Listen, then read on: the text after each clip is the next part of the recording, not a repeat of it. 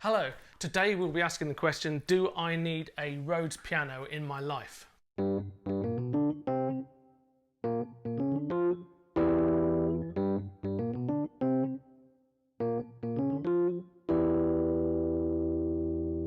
course you do. Goodbye.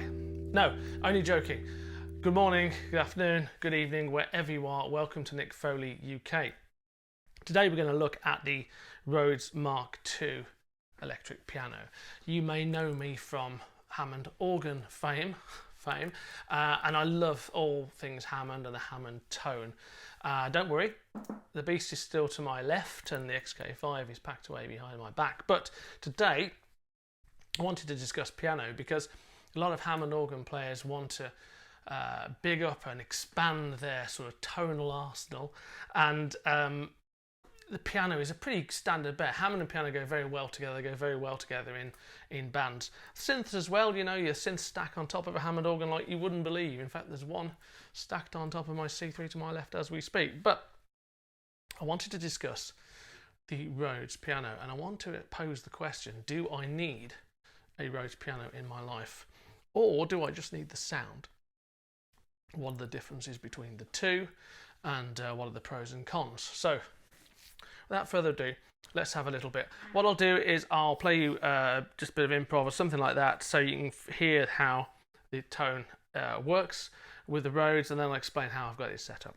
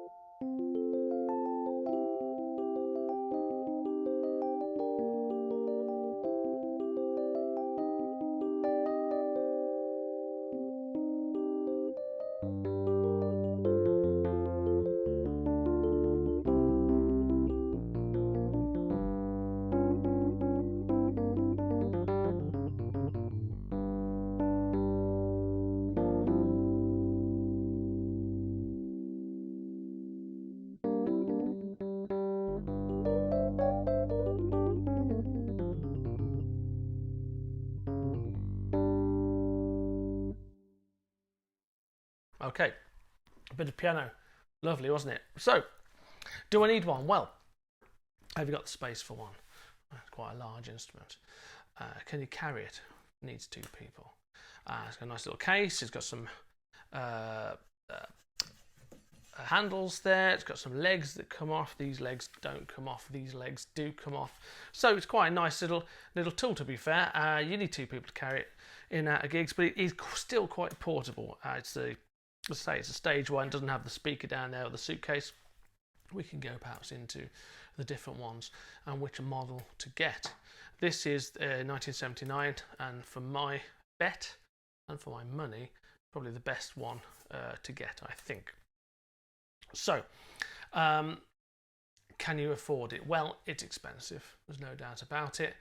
This one cost me around 3,000 UK pounds. It's a lot of money. A lot of money, there's no doubt about it. But it was something I really wanted to do, and I was helped. My wife helped me buy it considerably, and it's a beautiful piece of kit. So you know, let's have a look then. So from the left here, you've got the input down there, which is an output, bass boost and volume. And then there's a blanking plate here that says stage piano, and I've seen other Rhodes with different things popped into the preamp there. So you can have a chorus or a phaser or reverbs or whatever. There's a company as well whose name escapes me. I'll pick it up. Could be Univibe, not sure. And they make replacement preamps as well for this, which is quite interesting because it's quite a low volume. So what you're hearing here is the Rhodes piano going into a whirly grinder. Can you see that whirly grinder there?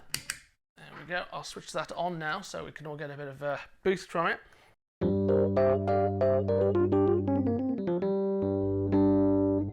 the difference already, not just in volume, which I'll probably mix down, but also in the lift of the tones and of the overdrive as well. Just starting to break up a bit at the bottom there.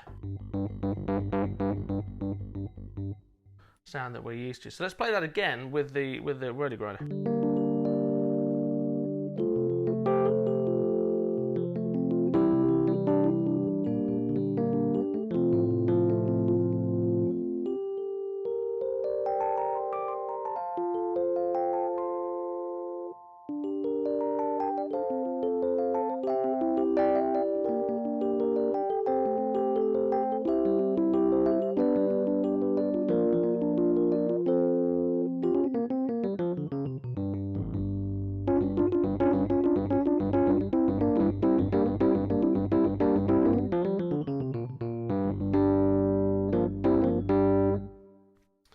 So in a later episode, we'll go through some of the effects that we've got there.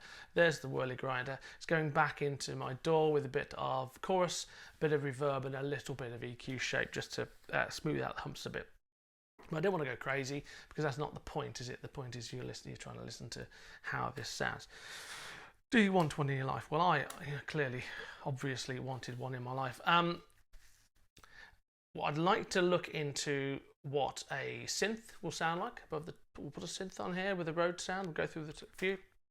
I'm hoping to get a rather special electric piano on loan, a new one, so that we can put that on top or nearby and have a listen to it as well. And then back over there in the DAW, I've got main stage Rhodes Piano, and I've also got the Addictive Keys Rhodes Piano VST, which I think is a really good package as well. So it'd be worthwhile having listened to that. Actually, speaking of the piano that I'm hoping to take in and test, if you have any questions around clone pianos, DAW pianos, even the Roland Juno DS pianos sounds that I'm going to show you later on, if you do have any questions around there, is there anything that you'd like me to look out for? Any comparisons that you particularly want to hear, any nuances you want to hear, anything like that, then please just drop me a line, comment on the YouTube, and let me know what it is you want to do. And then what I'll try and do over the next 2 or 3 weeks or so, I'll try and get those questions answered for you as best I can. Can't promise anything, but I'll have a go. So what we'll do, we'll probably leave it there and we'll say, right, next time, let's start delving into the effects and the sounds you can get. Let's start comparing it, and we'll start to draw a conclusion really as to what makes this unique. Is it unique? Do you have to have this? Do you have to have that, or could you have a synth? Is it just as good to have a synth? Is it as good to have a Hammond organ with a piano patch on it, for example? Or do you need the real thing? And if you need the real thing, what is it that makes it unique? Let's try and work that out together if we can. So hopefully you'll join me next time. Thank you very much for listening and watching.